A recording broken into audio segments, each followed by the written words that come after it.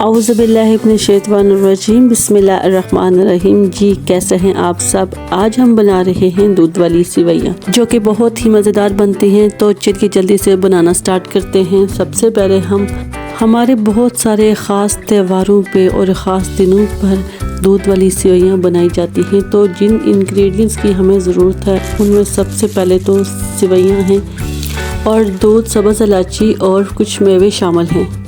تو سب سے پہلے دودھ کو میں ایک پتیلی میں گرم کروں گی۔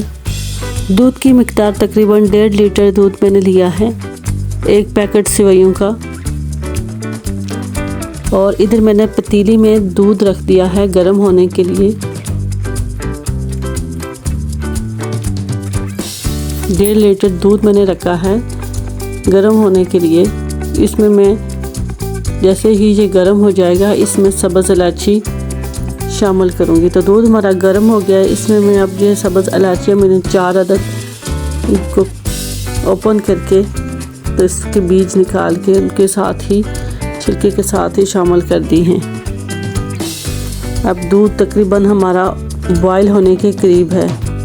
ان کو میں زیادہ تر سمپل طریقے سے ہی بنانے کی کوشش کروں گی، زیادہ ایکسٹرا آرڈنری چیزیں میں ایڈ نہیں کروں گی۔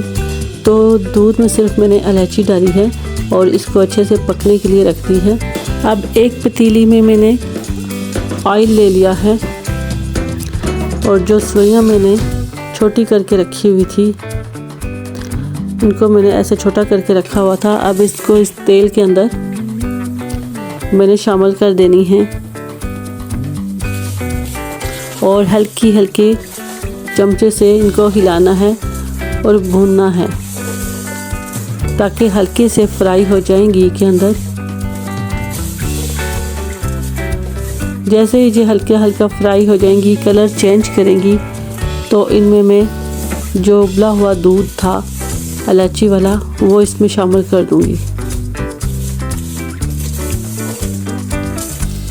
سویاں تقریباً اپنا کلر چینج کر رہی ہیں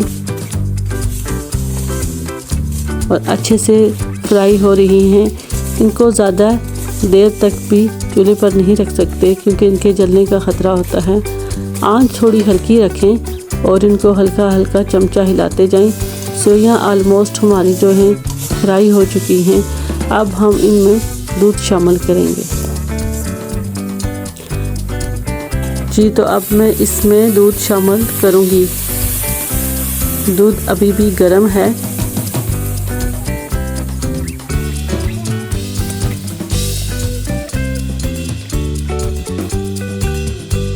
اب اس کو ہلکے سے چمچہ ہلاؤں گی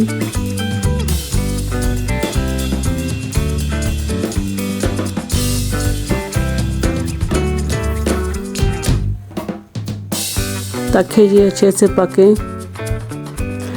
دیکھیں سیویاں جو ہیں ہماری سویاں دودھ کے اندر بوائل ہو رہی ہیں اور یہ آلموسٹ پک چکی ہیں۔ ان کو مکمل پکنے تک ہم اسی طرح چمچہ ہلاتے جائیں گے۔ اب میں اس میں حسب ضرورت چینی بھی شامل کر دوں گی اور چینی کے ساتھ میں نے باقی میوے بھی شامل کر دیے ہیں، جس میں کشمش اور اخروٹ شامل ہیں۔ آپ اپنی من پسند کے میوے اس میں شامل کر سکتے ہیں، جیسے بادام، کاجو اور باقی۔ تو میرے پاس یہی فی الحال پڑے تھے تو میں نے وہی شامل کیے ہیں۔